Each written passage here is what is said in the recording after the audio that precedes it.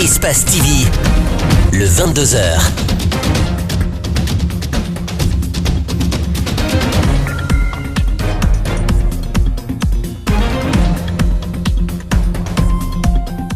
Bonsoir à tous. À la une de l'actualité nationale, le déguerpissement se poursuit et va se poursuivre à Cap-Ororaï et bien au-delà.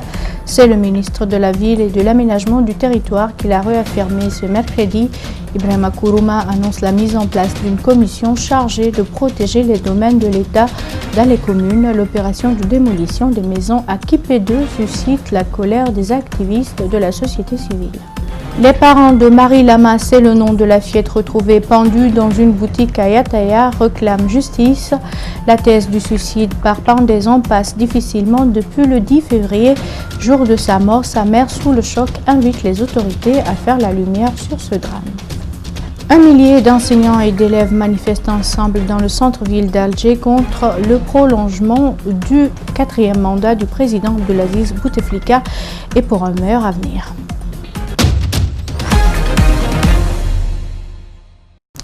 Bienvenue à tous. Je vous le disais à l'instant, le déguerpissement des habitants de Cap-Ororaï et de Kipé 2, entamé depuis quelques semaines à Conakry, fait des mécontents au sein de la société civile guinéenne. Pour les activistes rencontrés par notre rédaction, l'État devrait plutôt avertir ses habitants et les reloger en endroit sûr avant d'entamer le processus de démolition. Reportage. La zone Cap-Ororaï, Kipé 2, est presque vide. Ici, les habitants sont tous inquiets et parfois même ils dorment à la belle étoile avec la peur au ventre. Plusieurs habitations sont détruites et d'autres vont l'être dans les prochains jours. Pour le coordinateur de la cellule Balai Citoyen, le gouvernement pouvait agir autrement. C'est de voir des familles qui ont habité dans cette zone durant une trentaine d'années, qui ont des documents officiels délivrés par soit les collectivités locales, soit par le ministère de l'Habitat et de l'Urbanisme, et que l'État laisse ces cadres véreux, ces cadres démoniaques qui n'ont aucun sentiment vis-à-vis du respect de la personne humaine se promener, qui ont pris des actes au nom de l'État, et que l'État laisse sans les poursuivre, et que l'État s'en prenne à ces pauvres familles qui ont économisé durant des années, des décennies pour construire le peu qu'ils ont après avoir tout perdu, et que un beau matin, mettez-vous à la place d'une de ces dames, mettez-vous à la place d'un des pères de famille à 70 à 80 ans, vous ne pouvez absolument rien faire. Tout ce que vous avez à économiser durant des années, qu'un bulldozer vient un beau matin raser tout cela. Cet autre activiste, membre de la baïonnette intelligente, est aussi indigné.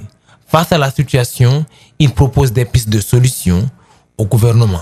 Quel appel à lancer à l'endroit de l'État, c'est d'arrêter immédiatement ces opérations en cours, de définir rapidement un plan d'urgence pour définir des mesures d'accompagnement pour ces populations déguerpies et de ne jamais répéter, de ne jamais récidiver dans ces destructions anarchiques. L'opération de déguerpissement a atteint hier mardi Kipé 2, dont les habitants poursuivent l'État en justice. Ils ont certes été déboutés en première instance, mais tout le monde attendait que le dossier soit jugé par la cour d'appel avant toute nouvelle casse dans le quartier.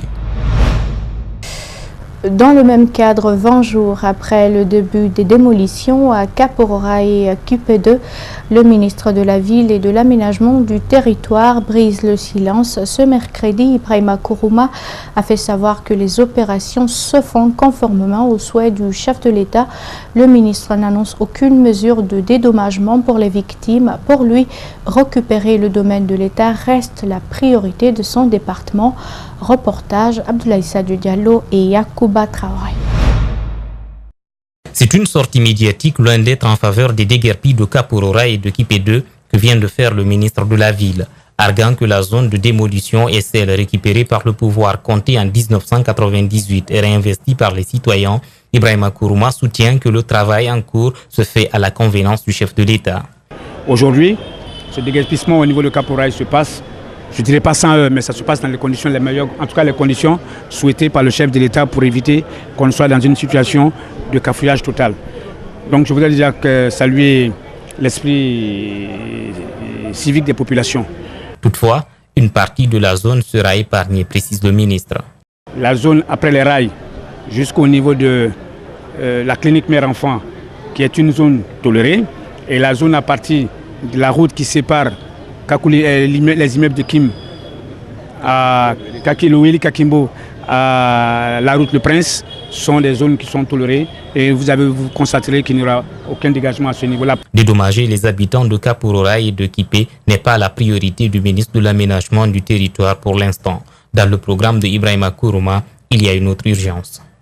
Appui, je ne sais pas si vous savez ce qu'il y a comme appui. L'objectif d'abord dans un premier temps, c'est de récupérer le domaine de l'État et après on verra.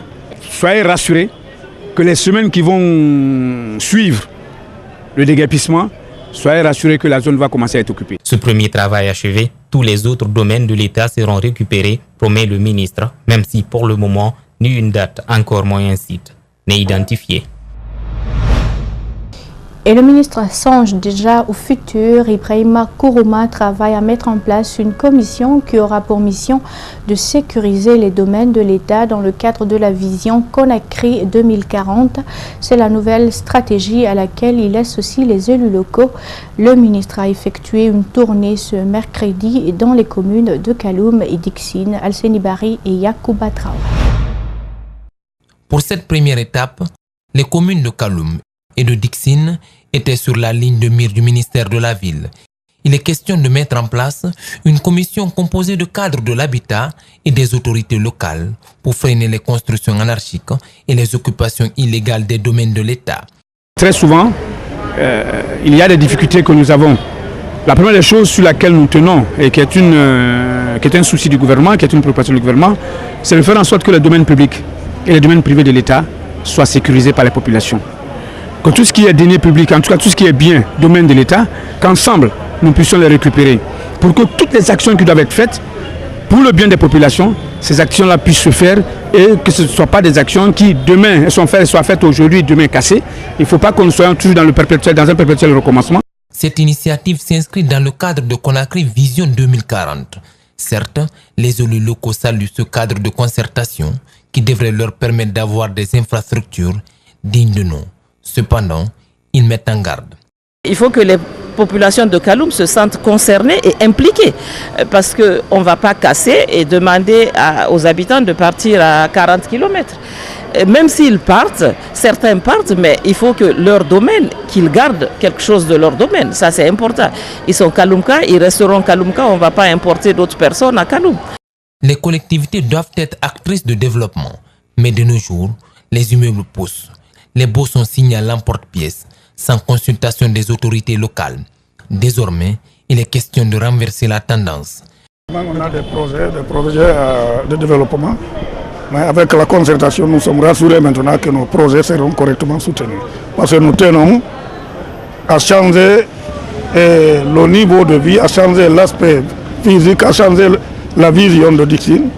Donc, en harmonie avec lui, je pense que nos projets passeront haut les mains. Les communes de Matam, Ratouma et Matoto devraient suivre.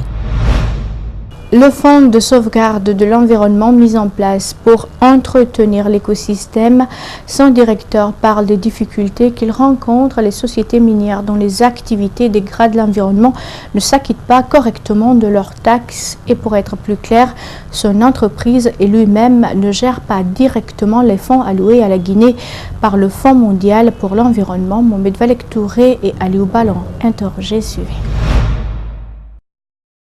C'est une précision que le directeur du Fonds de sauvegarde et de l'environnement est venu apporter sur la collecte des fonds pour l'environnement. Il a envie de faire taire les spéculations de certains observateurs qui affirment que le budget alloué venait chaque 4 années au compte du Fonds de sauvegarde. Nous sommes aujourd'hui dans le 7e cycle du FEM et la Guinée a bénéficié pour tout ce cycle 7 millions. Donc quand j'entends 40 millions, ça aurait été l'idéal, mais malheureusement ça ne fonctionne pas comme ça au niveau du fonds.